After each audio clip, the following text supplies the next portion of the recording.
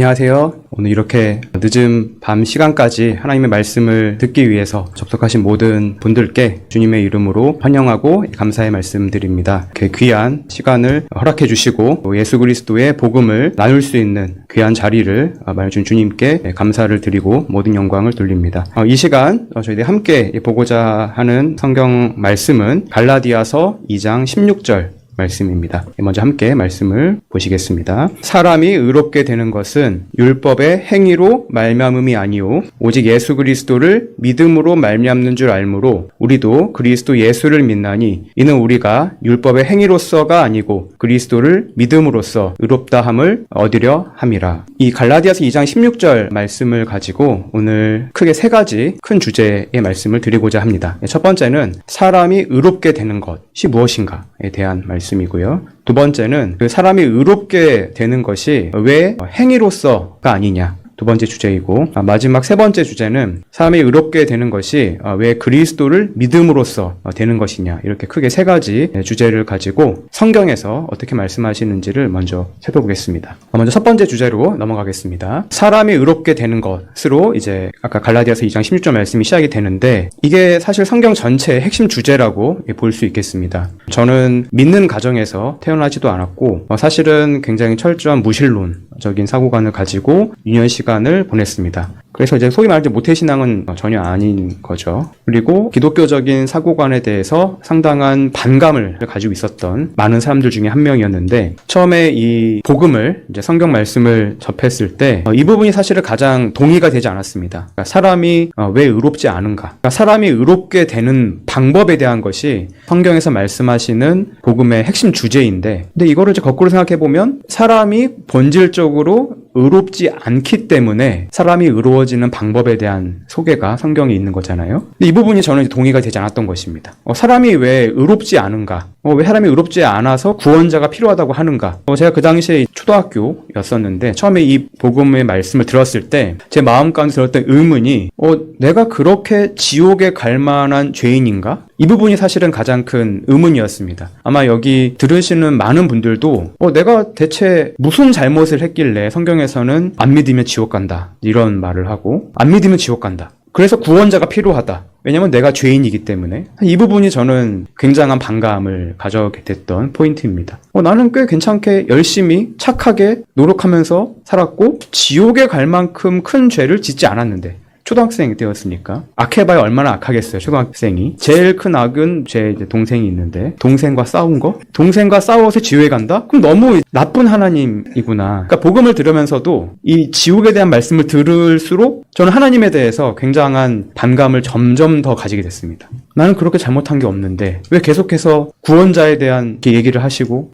믿으라고 하시고 안 믿으면 지옥 간다고 그러고 굉장히 기분 나쁘게. 그래서 이 부분이 저는 가장 큰 의문이었고 사람이 왜 본질적으로 의롭지 않은가라고 이렇게 단정을 짓느냐. 그래서 이 부분에 대한 것은 사실은 이해의 영역이 아닙니다. 그러니까 이 부분이 사실 오늘 제가 드리고자 하는 핵심적인 부분인데요. 성경에서 말씀하시는 복음은 훈련을 통해서 쟁취하는 것이 아닙니다. 쟁취해서 얻는 훈련의 과정이 아니고 깨달음의 포인트인데 저는 이 부분이 깨닫지 못했던 것입니다. 그러니까 뭔가 계속 이해를 해보려고 많은 노력은 좀 해봤죠. 왜냐하면 저의 이제 사랑하는 이제 친척분이 계속해서 믿어야 된다고 하니까 뭔가 좀 좋은 걸 주시겠지. 좋은 의미가 있으니까 좋은 거니까 나한테 그렇게 많이 말씀하시겠지. 하지만 계속 이해해보려고 노력을 해도 내가 왜 예수님을 믿어야 되지? 이 부분이 이제 가장 큰 어려움이 있었습니다. 그래서 이제 성경에서 말씀하시는 이 세상과 이 사람, 이 모든 것을 설명하시는 성경적인 세계관이 있습니다. 사람마다 세상을 바라보는 시각이 있잖아요. 제각기 다릅니다. 근데 성경에서 말씀하시는 세계관이 있는데 그 세계관이 굉장히 제 마음 가운데는 하나도 동의가 되지 않았습니다. 첫 번째부터 먼저 보시면 히브리서 3장 4절 말씀에 어느 집이든 그 집을 세운 사람이 있듯이 모든 것을 창조하시는 분은 하나님이십니다. 이런 말씀이 있고요. 다음으로 출애굽기 3장 14절 말씀에 보면은 나는 스스로 있는 자니라. 하나님 자신을 소개하실 때 스스로 있는 자니라 이렇게 소개를 하세요. 가장 성경에서 믿기 어렵고 이해하기 어려운 부분이 저는 여기였습니다. 모든 것을 시작하신 분이 계시다. 근데 저는 이제 과학을 굉장히 좋아했던 사람으로서 안 믿겨지는데 이렇게 된 것입니다. 과연 신이 있을까? 없을 것 같은데. 없어도 될 것 같은데. 없어도 충분히 다 설명이 가능할 것 같은데. 우리 인류의 지식이 아직까지 그 수준에 도달하지 못할 뿐이지 시간이 지나면 충분한 지식에 이르면 굳이 옛날 시대 때 아무런 과학기술이 발전되지 않았을 때 번개가 치면 이건 신이 노여한 거야. 이런 시대 때 믿었던 그 신이 전혀 필요 없는 시대가 올 것이다. 저는 이제 그렇게 굳게 믿었던 사람이었고 그래서 이런 뭔가 종교적인 얘기를 들을 때마다 마음 가운데 굉장한 이제 반감을 가지면서 아주 구시대적인 아직 덜 발달된 사람처럼 이제 보였습니다. 충분히 발달이 되면 모든 것은 다 설명이 될 것이다. 근데 성경에서 너무나 명확하게 모든 것을 창조하시는 분은 하나님이시다라고 이렇게 선언하고 계십니다. 논증하지 않습니다. 제가 가장 어려웠던 것이 이 부분입니다. 논증하지 않으시고 저는 이제 가장 궁금했던 것이 성경에서 말씀하시는 하나님이 과연 계실까? 이게 저한테는 가장 큰 의문이었는데 성경 어디를 찾아봐도 이 하나님의 존재에 대해서는 논증하지 않습니다. 창세기 1장 1절부터 하나님이 계신 것으로 시작을 해요. 그러니까 저는 여기서부터 믿지 못한 것입니다. 그리고 하나님의 존재에 대해서 하나님께서 어떻게 설명하시냐면은 스스로 있는 자니라 이렇게 설명하십니다. 도무지 이해가 되지 않죠. 하나님이 스스로 계시대요. 이 부분이 저는 이제 믿을 수 없는 것입니다. 원인과 결과로 모든 세상이 이루어져 있고 제가 경험한 그리고 눈에 보이는 모든 것들은 원인이 있는데 하나님은 원인이 없으시대요. 그러니까 도무지 이해가 되지 않는 것이었습니다. 그래서 이해가 되지 않으니까 불편하잖아요. 불편하니까 그냥 모르는 척하는 것입니다. 회피하는 것이고 내가 잘 이해가 안 되고 모르니까 이거 중요하지 않은 거야. 내가 이해가 보통 이제 사람의 본능상 이해가 되지 않은데 그렇게 중요해 보이지도 않으면은 관심을 가지지 않습니다. 저는 이런 말씀 들어도 관심조차 가지 않았던 사람 중에 한 명이었습니다. 두 번째로 성경에서는 이제 뭐라고 또 하시냐면은 사람의 기원에 대해서 이렇게 말씀하십니다. 창세기 2장 7절 말씀인데요. 여호와 하나님이 땅의 흙으로 사람을 지으시고라고 창세기에 이렇게 써 있는데 이 부분도 이제 전혀 저는 동의하지 못했습니다. 하나님이 사람을 지으셨다. 그러니까 나를 포함한 모든 이 사람을 하나님이 만드셨다는 거죠. 잘 이해가 되지 않고 그냥 수많은 종교에서 사람의 기원을 말하는 여러 스토리 중에 하나로 들었던 것이고요. 세 번째로 이제 성경에서는 하나님께서 만든 사람을 이제 어떻게 설명하고 계시냐면은 창세기 2장 16절에 이렇게 되어 있습니다. 각종 나무의 열매는 네가 임의로 그러니까 마음대로 먹되 선악을 알게 하는 나무의 열매는 먹지 말라. 네가 먹는 날에는 반드시 죽으리라. 이제 이 부분은 아시는 분들도 많이 계시겠지만 선악과에 대한 내용이죠. 이 부분을 들을 때 나는 믿지 않기로 했습니다. 저는 선악과를 만들어서 먹었어요. 그래서 죄인이 됐대요. 이런 소설이 어디 있습니까? 너무나 애초에 선악과를 만들지 않으셨으면 이 모든 그러면 이 죄의 사태가 없었던 것인가? 그럼 하나님은 함정을 만들어서 사람을 골탕 먹이고 결국에는 사람이 죄인이 되기 때문에 그 죄를 구원하기 위해 사람이 필요하다? 이거는 요즘 같은 시대에 이런 영화를 만들면 하나도 안 팔릴 것 같은 생각이 들었어요. 그러니까 너무나 이해가 되지 않고 이런 것을 믿고 있는 사람들이 전 너무나 신기했습니다. 처음에 이거를 이제 제 고모님이 설명해 주셨는데 마음 가운데 어떤 마음을 들었냐면은 고모님이 제가 굉장히 존경하는 분이셨는데 우리 고모님은 이런 걸 믿고 있구나. 안타깝다. 굉장히 안타까웠어요. 이렇게 허무맹랑한 말도 안 되는 얘기를 선악과가 있었는데 이거를 아담이 먹어서 죄를 지어서 결국엔 지옥 가게 돼서 예수님이 오셔가지고 그 죄를 구원했어. 하나도 단 하나의 단어도 믿어지지가 않는데 이거를 굉장히 자신 있게 얘기하시면서 저보고도 믿으래요. 믿어야 지옥에 안 간대요. 그래서 저는 안 믿기로 굉장히 이제 굳게 다짐을 하면서 유년 시절을 이제 보냈고 그 말씀을 들을 때 굉장한 반감이 생겼습니다. 하나님과 성경에 대한 굉장한 반감. 그래서 우리 고모님을 내가 언젠가 구해줘야 되겠다. 말도 안 되는 이 믿음에서 구해줘야 되겠다. 이런 마음을 오히려 품었던 시기에 있었는데 나중에 이제 깨닫고 나서 알게 된 것은 이 선악과가 굉장히 중요했다라는 것을 이제 뒤늦게 이제 깨닫게 해주신 거죠. 하나님께서. 하나님이 사람을 왜 만드셨을까요? 제가 이제 2살 되는 아들이 있습니다. 하나님이 우리를 만드셨을 때 어떠한 존재를 만드셨냐면은 하나님의 형상대로 지으셨다고 되어 있는데 그 말의 의미는 쉽게 말하면 사랑하기 위해서 만드신 것입니다. 사랑하기 위해서. 하나님은 아무런 부족함이 없으신 분이신데 왜 사람을 만드셨느냐? 특별히 수많은 창조물 중에 왜 사람이 특별하냐면 성경에서 하나님께서 자기 형상대로 지으셨던 유일한 존재가 사람인데 그 사람을 왜 만드셨냐면은 사랑하기 위해서 만드셨습니다. 그래서 사랑이 굉장히 중요합니다. 성경에서 가장 많이 나오는 단어 중에 하나가 사랑이죠. 그리고 하나님은 사랑이시라는 말씀도 있습니다. 하나님 자체가 사랑이시다. 그러니까 사랑이 굉장히 중요합니다. 제가 아들을 낳고 보니까 이거를 좀 체감하게 됐습니다. 이 아들은 2살인데 제 삶에 굉장한 해악을 끼치고 있습니다. 잠을 못 자게 해요. 같이 자는데 계속 발로 찹니다. 그럼 중간에 새벽 깨요. 근데 너무나 사랑스럽습니다. 신기하죠? 많이 경험해 보셨을 겁니다. 자기 자녀를 한번 생각해 보시면 자녀의 존재의 목적은 사랑을 받으면 충분한 것입니다. 하나님께서 그러한 존재로 우리를 만드셨습니다. 근데 사랑은 가장 중요한 전제가 되려면은 자유가 있어야 됩니다. 자유가 없는 사랑은 없죠. 예를 들면 내가 남녀 간의 사랑만 생각해 보셔도 어떤 남자가 한 여자를 굉장히 사랑하게 됐습니다. 근데 너는 나만 사랑해야 돼 해서 감금을 했어요. 이 여자는 싫다고 했는데 이게 사랑일까요? 그럴 수 없습니다. 사랑은 양쪽 사랑을 주고받는 양쪽의 자유함 가운데서 서로 선택했을 때 사랑이 되는 것입니다. 선악과가 그런 의미인 것입니다. 하나님께서 사람을 사랑하시기 위해서 창조하셨는데 그게 사랑의 관계가 되려면은 당연하게도 사람에게 자유 의지를 가지고 하나님을 선택을 해야 되는 것입니다. 그래야 사랑이 되는 것이죠.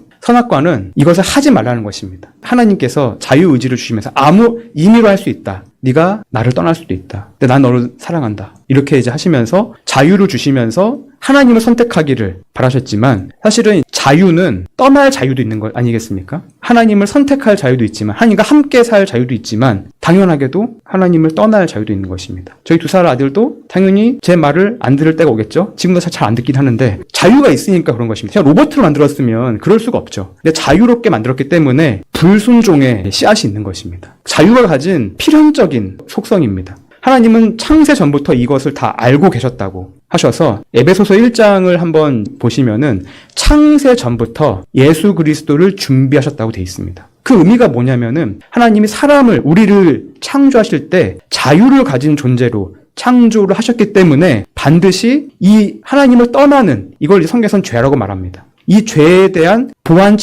대책을 하나님은 사람을 만들 때부터 같이 가지고 가셨던 것입니다. 사람을 로봇으로 만드셨으면 구원자가 필요 없겠죠. 근데 하나님이 사랑하기 위해서 자유를 주는 순간 불순종할 것이 너무나 분명하기 때문에 하나님이 함께 준비하신 것이 구원자였던 것입니다. 성경은 이렇게 설명하고 계시고요. 그래서 성경에서 말하는 죄라는 것은 뭐냐면 도덕적인 죄를 가르치지 않습니다. 처음에 제가 오해했던 것이 그것입니다. 내가 죄를 지어서 지옥에 간다고? 동생을 때려서? 부모님 말을 안 들어서? 이렇게 생각했는데 성경에서 말씀하시는 죄는 하나님을 떠난 그 상태가 죄라고 말하고 있습니다. 하나님에 대한 얘기를 했을 때 마음 가운데 왜 반감이 먼저 들까요? 성경은 그것이 우리가 가진 죄의 본성이라고 말을 하고 있습니다. 특이하게도 저도 생각해보면 그랬던 것 같아요. 수많은 종교에 관련 얘기는 다 들어도 하나님에 대한 얘기를 들었을 때 뭔가 본능적으로 밀어내는 것이 있었습니다. 나한테 아무것도 시키지 않았는데 하나님에 대한 얘기, 예수님에 대한 얘기를 하면은 듣기 싫다. 이게 죄의 본능이라고 성경은 설명하고 있습니다. 그래서 그것이 내가 먹는 날에는 반드시 죽으려 되잖아요. 죽으리라. 이 죽음이 결국엔 죄와 이제 하나인 것인데, 그래서 성경에서는 이 첫사람 아담이 하나님을 떠나는 선택을 함으로 인해서 죄가 들어왔다라고 설명을 하는데, 이 부분이 사실은 제가 믿을 수 없던 이유가 아담이 죄를 지었는데 첫사람 아담이 하나님 앞에 죄를 지었대요. 근데 그게 나랑 무슨 상관이냐? 이게 성경에서는 그 다음 로마서 말씀에 이제 보시면 이렇게 되어 있습니다. 모든 사람이 죄를 범하였음에 하나님의 영광이 이르지 못하더니, 모든 사람이 아담 안에서 죽었다라는 말씀이 로마서의 말씀에 같이 있는데, 모든 사람이 아담 안에서 죽은 것이라는 말씀이 굉장히 중요한 이유가 성경에서 말씀하시는 그 아담이라는 존재가 가지는 그 상징성이 있다는 것입니다. 하나님이 아담이라는 존재를 지으셨을 때 모든 사람의 대표로서 말씀을 하신다는 것입니다. 처음에 제가 이렇게 들었을 때 내가 만일 아담이었으면 나는 죄를 짓지 않았을 것 같은데, 이런 마음이 살 들었어요. 아마 듣고 계시는 분들 중에서도 그게 아담이 그냥 뺀질거렸나 보지, 그게 나랑 무슨 상관이야 라고 할 수도 있는데, 성경에서는 자유의지를 가진 존재가 어떠한 선택을 할 수밖에 없는지를 아담을 통해서 보여주는 것입니다. 자유의지를 가진 존재는 필연적으로 하나님을 떠나게 된다. 쉽게 말하면 모든 사람이 아담의 위치에 있었다면 언젠가는 하나님을 떠나게 돼 있을 것이다. 그걸 성경에서는 모든 사람이 아담 안에서 죽었다라고 표현을 하십니다. 그래서 성경에서 모든 사람이 죄를 범하였음에 하나님의 영광이 이르지 못하다고 하시는데, 이 부분을 성경에는 없는 말이지만 원죄라고 보통 많이 표현하시죠. 그러니까 성경에서는 명확하게 성악설을 말하고 있습니다. 사람이 태어날 때부터 아담으로부터 유전된 죄를 가지고 태어난다. 사실 이 부분이 도무지 이제 입증이 안 되잖아요. 그리고 일단은 싫잖아요. 저는 감정 되게 싫었습니다. 내가 태어날 때부터 죄인이라고? 굉장히 좀 믿기도 어렵지만은 들을수록 기분이 나쁜. 그러니까 네가 이렇게 잘못된 이유는 네가 태어날 때부터 죄인이기 때문이야.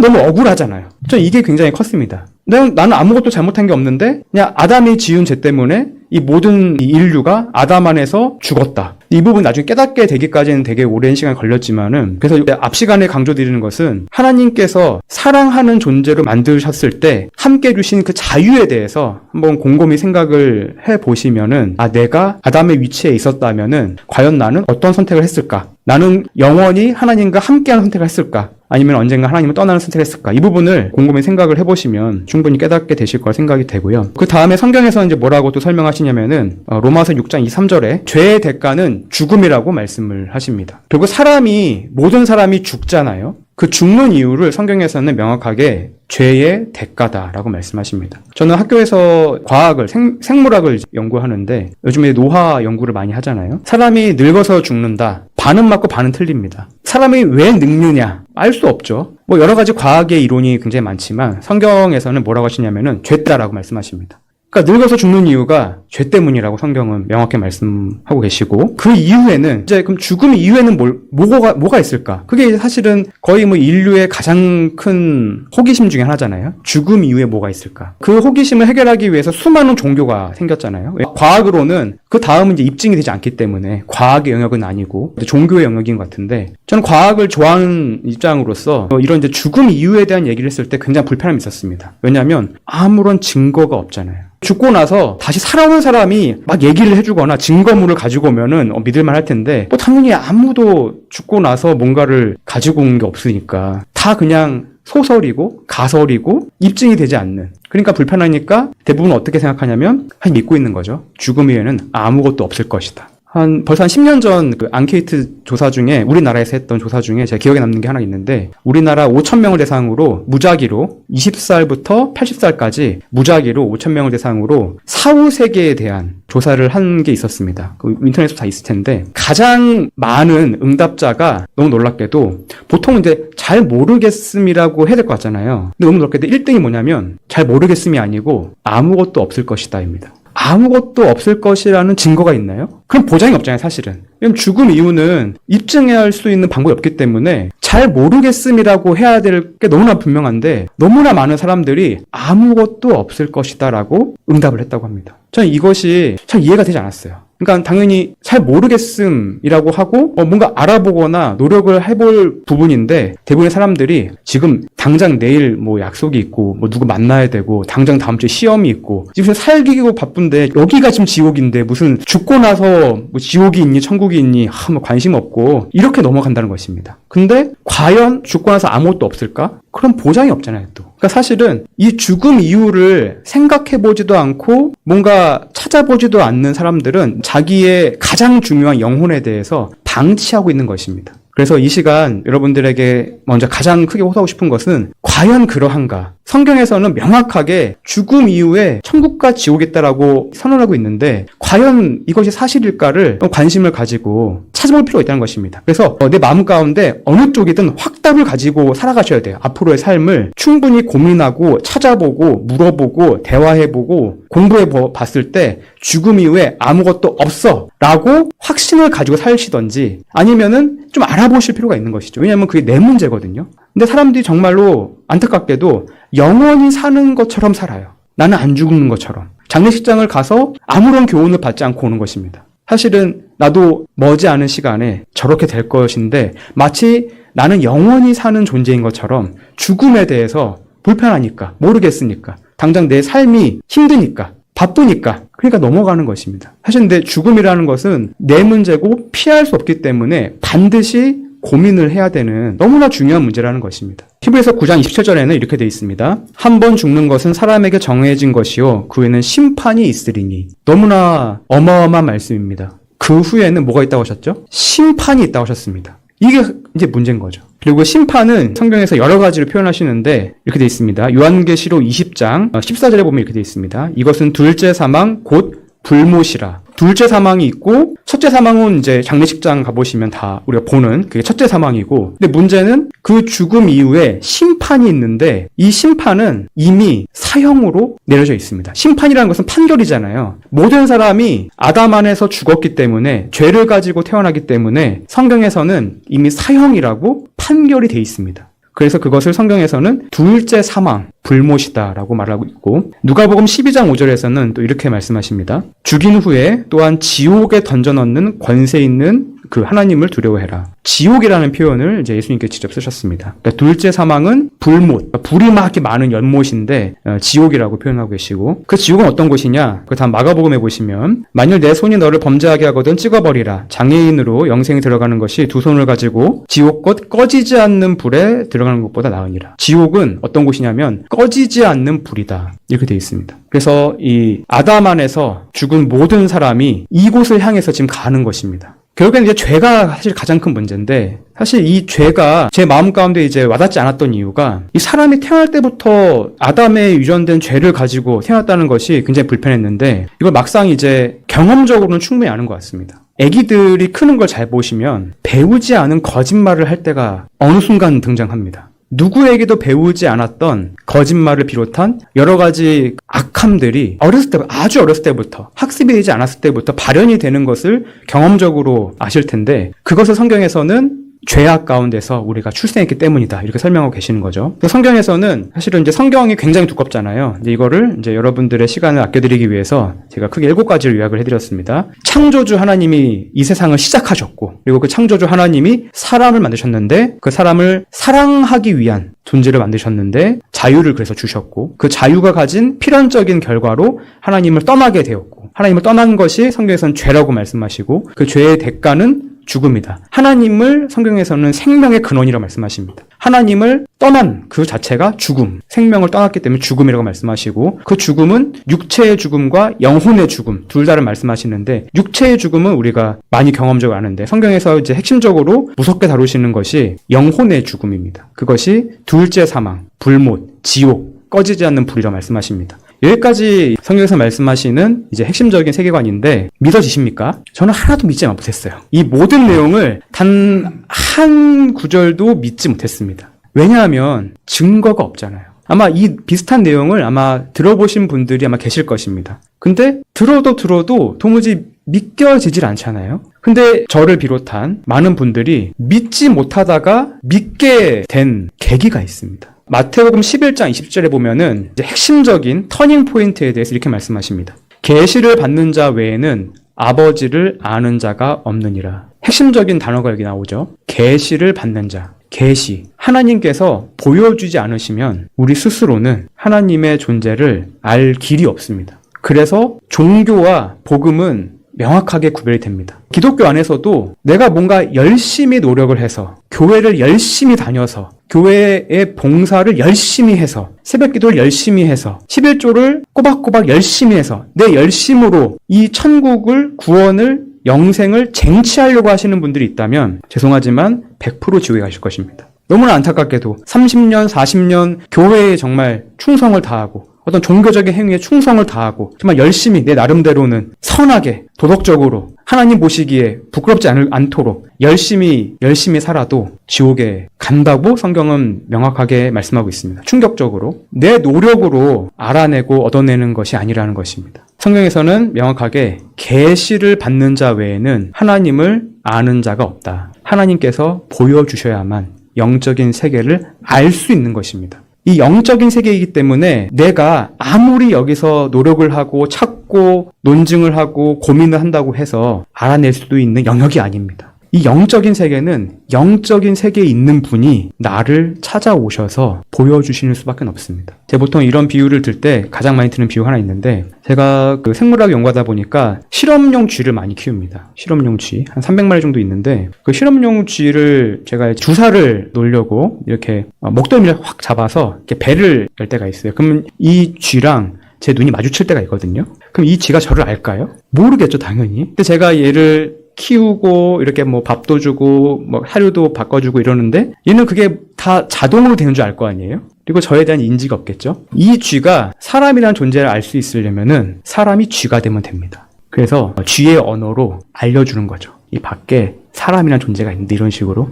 그럼 쥐는 말도 안 되는 소리야 이러고 있겠죠. 이 다른 영역에 있는 부분에 대한 내용이 성경에는 너무나 많습니다. 이 창조주 하나님부터 시작해서 사람을 만드시고 그 사람이 죄를 가지고 태어나고 그 죄에 대해서 해결하지 못해서 지옥에 간다. 이 모든 것들이 영적인 내용이기 때문에 내가 깨닫게 되려면은 결국은 가장 중요한 게 하나님께서 내 마음 가운데 이 부분을 계시를 해주셔야 됩니다. 깨닫게 해주셔야 되는 것이죠. 근데 이 부분은 명확하게 하나님께서 나에게 말씀하시는 그 부분을 내가 스스로 알 수 있다고 되어 있습니다. 그러니까 하나님께서 모든 것을 알고 계시기 때문에 하나님께 모든 것을 맡기고 난 열심히 그냥 살면 돼. 이게 아니고 하나님께서 말씀하시는 이 구원을 내가 내 스스로 알 수 있다라고 말씀하십니다. 그럼 성경에서는 어떠한 사람들이 이 계시를 받는가? 그럼 생각해보면은, 그럼 하나님 차별하시는 건가? 어떤 사람한테는 하나님의 존재를 알려주시고, 그럼 나는 왜 아직까지는 내가 뭘 잘못했다고, 하나님이 사랑하신다며, 나한테 왜 안 찾아오시고, 나는 긴가민가 하고 있고 계속 차별하시는 건가? 그런 것이 아닙니다. 구원받을 사람과 구원받지 않을 사람이 정해져 있는 것이냐? 그런 것이 아닙니다. 성경에서는 명확하게 모든 사람이 구원받기를 하나님 원하시는데, 어떤 사람이 구원을 받냐면, 시편 11편 7절에 이렇게 되어 있습니다. 정직한 자는 그의 얼굴을 배우리로다. 정직한 자는 하나님을 뵙는다고 되어 있습니다. 정직하면 됩니다. 하나님이 우리에게 요구하시는 것은 정직이라는 것입니다. 어떤 정직이냐? 그럼 도덕적으로 정직하게 살라는 말이군요. 그런 것이 아니고 아까 전에 이 첫 부분의 주제가 뭐였죠? 사람이 의롭게 되는 것이었잖아요. 내가 생각해보니까 내가 하나님 앞에서 괜찮지 않구나. 내 속을 들여다보니까 내 마음과 생각에 너무나 많은 악이 있구나. 이걸 스스로 깨닫고 내가 지금 이 악함과 이 나쁜 생각과 나도 모르게 나오는 이 화와 분노와 미움과 음란함과 폭력적인 이런 모든 것들이 내가 주체하지 못하고 나올 때가 있는데 이거를 보니 내가 이것에 대한 원인은 내가 모르겠지만 이것이 나한테 왜 있는지 모르겠지만 성경에 따르면은 내가 뭔가 하나님 앞에서 괜찮지 않은 상태구나. 이거를 인정하면 그것이 정직인 것입니다. 정직하게 내 상태를 하나님 앞에서 들여다보는 것입니다. 정직하게. 나 괜찮게 살았어요. 과연 그럴까요? 정말 단 한 번도 내 마음 가운데, 내 생각 가운데 악한 생각, 잘못된 생각을 단 한 번도 한 적이 없느냐? 이 모든 악의 근원이 어디에 있는가에 대해서 정직하게 들여다보면 하나님께서 이 모든 성경에 나오는 영적인 세계를 깨우쳐 주신다는 것입니다. 저는 철저하게 무신론으로 살다가 중학교 1학년 때 교회 수양회에 사실은 속아서 끌려갔어요. 수영장이 있다고 저희 사촌 누나가 그러셔가지고 저는 수영하러 수영장 가야지 해가지고 교회 캠프인지도 모르고 따라갔다가 너 아침에 요 한 시간 들으면 수영장 갈 수 있어 해가지고 앉아 있었습니다. 근데 앞에서 뭐라고 이런 비슷한 말씀 하셨는데 제가 들었겠습니까? 전혀 듣지 않았어요. 그냥 수영장 가야지 이렇게 90%는 수영장 가야지 이렇게 생각을 하다가 근데 계속 생각 가운데 어떤 생각이 들었냐면은 이 앞에 있는 분이 한 30분 정도를 이렇게 목에 핏대를 세우시면서 뭐라고 막 말씀을 하세요. 근데 듣다가 좀 시끄럽잖아요, 좀. 그러니까 뭐라고 저렇게 말씀하시는 거지? 해가지고 근데 그때 마침 요한복음 3장 16절을 가지고 막 하셨는데 저 그냥 유심히 봤어요. 그냥 대체 뭐라고 하는 거야? 근데 하나님이 사랑하신대요. 하나님이 세상을 사랑하신대요. 그래서 순간 어떤 마음이 들었냐면은 하나님이 나를 왜 사랑하시는 거야? 이런 마음이 들었습니다. 그러면서 그 뒤에 20분을 들었어요. 하나님이 대체 있는지도 모르겠는데 나를 왜 이렇게 사랑하신다는 거야? 라면서 이제 듣게 됐습니다. 그래서 20분 듣고 믿었어요. 어떤 말이 들으면 하나님 계시는구나. 하나님이 계시다라는 게 말씀 한 구절을 가지고 딱 마음 가운데 믿겨졌습니다. 그래서 저는 그 순간이 아직도 기억이 나요. 하나님이 계시다라는 것을 깨우쳐 주신. 그래서 여러분들의 마음 가운데 딱 이 마음만 있으면 되는 것입니다. 내가 지금까지 교회를 다녀본 적도 없고 종교에 관심도 없었는데 정말로 죽음 이후에 뭐가 있고 그리고 생각해보니까 내가 생각보다 그렇지 내가 천국에 갈 만큼의 아주 깨끗하지 않겠지? 라는 마음 정도만 있는 가운데서 대체 성경에서는 뭐라고 대체 하길래 이렇게 제가 여기 또 많은 분들이 이렇게 시간과 비용을 들여서 이 얘기를 계속 하려고 하는 것일까? 대체 성경에 뭐라고 돼 있길래 이런 마음만 가지고 계시면 하나님이 직접 여러분들의 마음 가운데 하나님의 실존하심을 깨우쳐 주십니다. 그것이 예수님이 말씀하신 계시입니다. 이것이 영적인 체험이에요. 설명할 수는 없습니다. 영적이기 때문에. 근데 명확하게 내가 확신을 가지게 되는 것입니다. 성경에서 말씀하시는 복음은 모호하지 않습니다.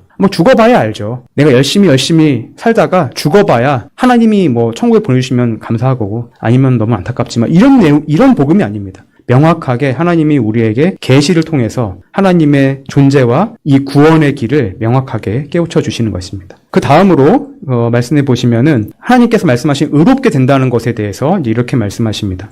주 날 떠나소서 나는 죄인으로서이다. 하나님이여 불쌍히 여기소서 나는 죄인으로서이다. 그러니까 나는 죄인이라는 그런 고백이 정직입니다. 이 부분에 대해서 여기 듣는 모든 분들이 과연 내가 하나님 앞에서 의롭다라고 말할 수 있느냐? 옳다. 나는 누가 뭐래도 옳은 사람이야 라고 자신 있게 말할 수 있느냐? 그렇지 않다면은 정직하게 내 자신을 돌아볼 필요가 있다는 것입니다. 사람이 의로워진다는 것은 어떤 것이냐면 하나님과 올바른 관계인데 그 올바른 관계가 뭐냐면 그 다음 구절에 놀랍게도 하나님은 화목하게 우리와 지내고 싶어 하십니다. 그가 그리스도 말미암아 우리를 자기가 화목하게 하시고 그래서 여기 앞부분까지가 핵심적인 내용으로 해서 가장 많은 시간을 드린 이유가 제가 생각하는 이제 복음은 저는 이제 하나님의 존재 자체를 믿지 않았기 때문에 그 성경의 내용도 하나 믿지 않기 때문에 그런 이런 모태신앙이 아닌 사람이 입장에서는 이 성경에서 말씀하시는 이 모든 내용을 이 시작하기가 너무 어려웠습니다. 근데 이 시작을 하려면은 내 자신을 정직하게 들여다보고 내가 과연 하나님 앞에서 의로운 자인가? 과연 내가 하나님 앞에서 괜찮은 사람인가에 대해서 정직하게 자기 자신을 돌아볼 필요가 있으십니다. 그럴 때 하나님께서 계시를 해주십니다.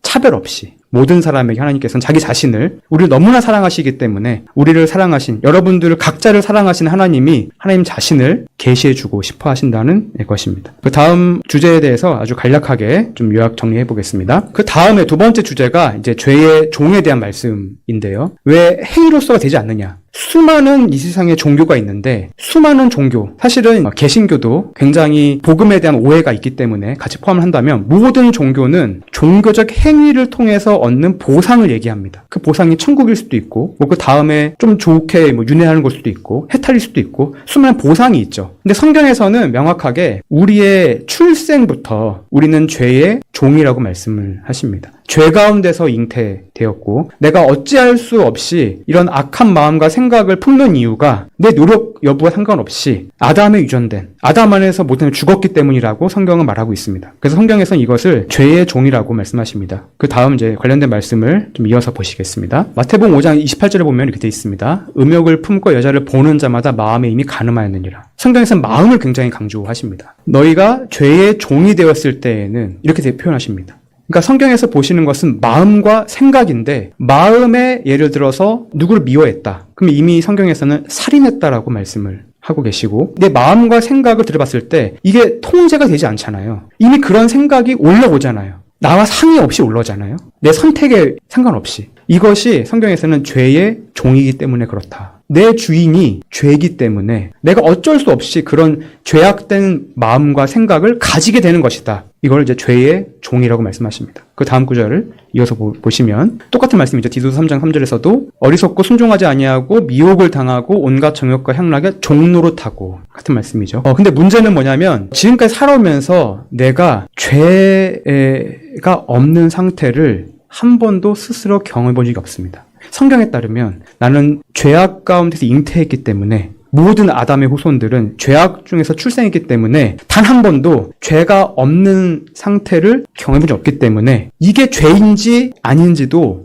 알 수가 없습니다. 그래서 내가 모르고 지었던 죄가 압도적으로 많다는 의미죠. 근데 이 죄의 결과가 뭐냐면 로마서 1장에 보시면 아까도 말씀드린 것처럼 사형, 이 죄에 대한 대가가 사형이라고 말씀하고 있습니다. 그래서 여기까지 이제 끝나면 사실은 저주입니다. 답이 없잖아요. 잘 들어보시면 우리가 결국에는 죄악 중에서 출생해서 죄의 종인데 내가 무슨 행위를 한들 그게 의미가 있겠습니까? 내가 의와 죄를 선택할 수 있는 어떤 힘이 있으면은 내가 죄를 덜 짓고 의를 선택할 텐데 이미 태어날 때부터 이런 아담 안에서 모든 사람이 죽었다면은 내가 무슨 계획을 세우던 무슨 생각을 하던 그게 다 죄악을 기반으로 그러니까 죄에 오염된 생각일 것이고 죄가 묻은 마음이라면 내가 무슨 행위를 한들 의로워질 수가 있겠습니까? 성경은 그래서 사형이다라고 말씀하십니다. 이걸로 끝나면 이제 하나님께서 저주를 한 것이죠. 근데 하나님께서 우리를 너무 사랑하셨기 때문에 이 모든 것을 창세 전부터 아셨기 때문에 이 모든 죄를 해결할 너무나 놀라운 대책을 준비하셨습니다. 죄 없는 사람을 준비하셨던 것입니다.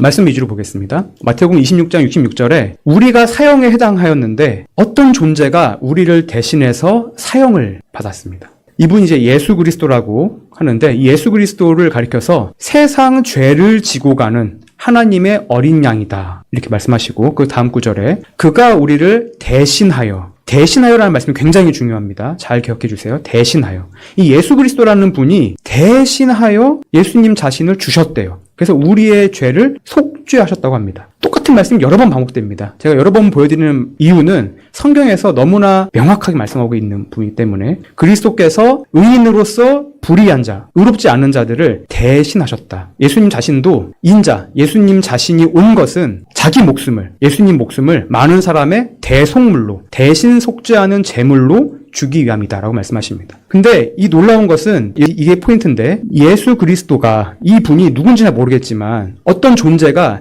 내 죄를, 우리의 죄를 대신 용서하려면 이 존재는 죄가 있어야 될까요? 없어야 될까요? 없어야 되는 것입니다. 그 성경에서는 이 부분이 굉장히 강조됩니다. 죄를 알지도 못하신 분이셨다. 죄는 없으시다. 이 예수 그리스도라는 분이 우리를 대신해서 죽었다면은 이분은 당연하게도 죄가 없어야 되는 것입니다. 당연히 죄가 없어야 죄인의 죄를 담당하겠죠. 본인도 죄인이면 본인 죄나 알아서 처리해야지. 어떻게 다른 사람의 죄를 해결할 수 있겠습니까? 근데 잘 생각해 보시면 모든 사람이 태어날 때부터 죄인이잖아요. 그래서 예수님을 못 믿는 이유가, 예수님이 여러 사람들 중에 한 명이라고 알고 있기 때문에 왜 꼭 예수 그리스도를 믿어야 되느냐? 왜? 이분이 뭐 훌륭한 말을 했는지 알겠는데 왜 이분이 신이냐? 왜 이분을 믿어야 구원을 받느냐? 근데 이분은 아주 독특한 사람입니다. 다음 넘겨보시면, 성경에 보면은 창세기 3장 15절에 여자의 후손이라는 말이 나옵니다. 아담의 후손이 아닌 죄가 없는 사람을 하나님이 처음부터 준비하셨습니다. 그걸 여자의 후손이라고 말씀하시고, 이사야서에서 뭐라고 말씀하셨냐면은 징조를 줄 것이다. 이렇게 태어나는 사람이 있으면 이 사람이 바로 우리의 죄를 대신해서 용서할 구원자라고 알라고 어떤 징조냐면은 처녀가 잉태할 것이다. 이거는 믿음의 영역입니다. 이해는 잘 안 되죠. 하지만 이 세상을 만드신 하나님이 계시다면 처녀를 통해서 사람을 잉태케 하실 수 있다라는 믿음을, 여기서 이제 믿음이 요구되는 것입니다. 그래서 예수님은 사람이지만 아담의 유전된 죄를 갖지 않은 유일한 사람입니다. 그래서 성경에서는 여자의 후손이라고 말씀하고 있습니다. 그래서 성경에서는 누가복음 1장에서 태어날 때부터 거룩한 분이다 라고 표현하십니다. 근데 만일 이 예수 그리스도가 죄가 없는 사람이라면 가장 큰 핵심이 부활입니다. 잘 생각해보세요. 죽음은 왜 죽는다고 성경 말씀하시죠? 죄 때문에 죽잖아요. 근데 예수님이 정말로 죄가 없는 사람이었다면 본질상 죽을 수 있나요? 죽을 수 없습니다. 죽을 수 없기 때문에 부활하신 것입니다. 그럼 십자가에서 죽으신 거는, 예수님 죽으셨잖아요. 그럼 왜 죽으신 걸까요? 내가 죽은 걸로 보신다는 것입니다. 예수님이 나를 대신해서 내 죄에 대한 값을 예수님 자신의 죽음으로 갚아주신 것입니다. 근데 예수님은 죄가 없는 사람이었기 때문에 본질상 죽을 수 없는 존재였습니다. 그래서 예수님이 다시 살아나시지 않았다면 여전히 죄 가운데 있다는 말이, 예수님이 죽음으로 끝났으면, 십자가의 죽음으로만 끝났으면, 부활하지 않았으면 이 죽음이 내 죄에 대한 값인지 예수님 자신의 죄에 대한 값인지 알 길이 없습니다. 반드시 부활하셔야 되는 것입니다. 그래야만 이분이 죽을 수 없는 존재였구나, 죄가 없는 분이었구나, 죄가 없는 분이기 때문에 이 죽음은 내 죄에 대한 값이구나, 반드시 부활하시는 것이고, 예수 그리스도를 믿는다는 것은 이것을 믿는 것입니다. 예수님이 부활하신 것을 믿는 것입니다. 예수님이 죄가 없는 사람이라는 것을 믿는 것입니다. 그래서 이 죄사함에 대해서 성경은 명확하게 이렇게 말씀하십니다. 완전하고 영원한 죄사함이다. 예수님이 다 이루었다라고 말씀하시고 돌아가셨는데, 이 다 이루었다라는 말씀의 원어는 다 갚았다입니다. 예수님이 내가 짓는 모든 죄, 앞으로도 사실 죄를 짓겠죠. 왜냐하면 우리는 아담의 껍질을 가지고 있기 때문에 이 아담의 껍질을 가지고 있는 이 육체의 죄가 있어서 예수님 믿고 나서도 죽을 때까지 내가 어찌할 수 없는 이 죄와 싸우게 됩니다. 근데 그 모든 죄까지, 세상에 있는 모든 죄를 예수님이 이미 다 자기의 죽음으로 갚아주셨습니다. 그래서 다 갚았다라고 선언해 주셨습니다. 하나님께서 예수님의 십자가를 통해서 우리 인류의, 아담의 모든 후손의 죄를 다시는 기억하지 않겠다라고 말씀을 해 주셨습니다. 그래서 이것을 성경에서는 영원한 속죄다라고 분명하게 말씀하고 계십니다. 성경에서는 다 다른 이로서는 구원을 받을 수 없다고 하시는 이유가 이런 존재가 죄가 없는 사람으로 오신 존재가 예수 그리스도 한 분밖에 없기 때문에 수많은 종교 창시자가 있었지만은 그들도 아담의 후손이기 때문에 정말로 훌륭하고 우리의 삶에 너무나 큰 통찰을 주지만 죄는 해결할 수 없는 것입니다. 죄를 해결할 수 있는 유일한 분은 죄가 없는 사람으로 오신 예수 그리스도 이 한 분으로만 구원받을 수 있다라고 성경 말씀하고 있습니다. 그래서 성경에서는 이것을 어떻게 받느냐고 하면은 믿음이다라고 말씀하십니다. 요한복음 3장 16절에서도 믿는 자마다 영생을 얻는다라고 말씀하시고 믿는 자는 영생을 얻었다라고 말씀하시죠. 얻었습니다. 믿으면 얻은 것입니다. 얻을 것이오가 아니고 얻을지도 모른다가 아니고 믿으면 믿음을 가지는 순간 얻는 것입니다. 이것이 그래서 은혜인 것입니다. 내가 행한 것이 아무것도 없습니다. 믿음은 하나님의 선물로 이것을 받아들이는 것입니다. 아, 그렇구나. 나는 지금까지 모르고 살았는데 성경에 이미 예수님이 내 죄를 대신해서 십자가에서 자기의 죽음으로 내 죽음을 갚아주셨구나. 그래서 행위에서 난 것이 아니라고 성경 말하고 있습니다. 선물인 이유가 뭐냐면 하나님은 우리를 굉장히 인격적인 존재를 창조하셨기 때문에 이 사실을 사실 다 듣고도 이럴 수 있습니다. 아, 굉장히 좋은 말씀이고 참 하나님이 훌륭한 일을 하셨는데 저는 안 믿기로 했습니다. 잘 안 믿기로 했습니다. 죽음 이후에 사실 대책은 없긴 한데 안 믿고 믿을 생각도 크게 들진 않고 한번 죽어서 정말로 하나님이 계시는지 여기 있는지 한번 제가 알아보는 거 나쁘지 않을 것 같습니다. 저는 안 믿기로 결정했습니다. 이러면은 하나님이 강제하지 않으십니다. 하나님은 우리를 그런 존재를, 자유를 가지는 존재를 만드셨기 때문에 모든 것을 하나님이 준비하시고 예수 그리스도의 핏값으로 이 모든 죄를 다 갚으시는 엄청난 값을 지불하셨지만은 이것을 이제 공짜로 주시는 것입니다. 하지만 이걸 내가 받지 않으면 내 것이 아닙니다. 내가 어떤 물건을 사서 친구한테 줬어요. 이거 너 선물이야. 내 친구가 이거 나 집에 많아. 안 받으면 친구 건가요? 안 받으면 내 게 아닙니다. 하나님은 선물로 주셨습니다. 우리 사랑하시기 때문에. 근데 받지 않으면 내가 이것을 내 마음 가운데 인정하지 않으면 믿지 않으면 내 것이 아닌 것입니다. 그래서 성경은 이것을 영생은 아는 것이라고 말씀하십니다. 알면 되는 것입니다. 아는 건 뭐냐면 내 마음 가운데 과연 그러한가? 과연 이것이 사실일까라는 마음을 가지고 이게 정말 사실이면은 나도 하나님을 좀 알고 싶다. 이런 마음을 품는 순간 하나님이 직접 여러분들의 마음 가운데 개인적으로 찾아오셔서 이 영적인 계시를 주시고 하나님의 살아계심을 깨닫게 해주시고 이 말씀을 깨우쳐 주시고 믿게 해주십니다. 이 믿음을 성경에서는 유일하신 하나님과 예수 그리스도를 알게 된 것이라고 말씀하시죠. 아는 것만으로 하나님께서는 모든 사람이 천국에 가기를 원하신다고 되어 있습니다. 네, 그래서 하나님의 자녀가 누리는 축복에 대해서 성경은 명확하게 그 다음 구절에 보시면 이렇게 해서 이제 성경을 이제 믿게 되면은 이 땅에서 하나님께서 완벽하게 책임지시는 축복된 삶을 주신다고 약속되어 있습니다. 그것을 하나님의 자녀가 되는 권세라고 말씀하시고 사람이 거듭난다고 표현하십니다. 한 번 부모님의 뱃속에서 태어나고 두 번째로 영적으로 이런 복음을 듣고 마음으로 믿어서 입술로 하나님이 나의 구세주시구나. 예수님이 내 죄를 다 용서하셨구나. 더 이상 이 죄에 대해서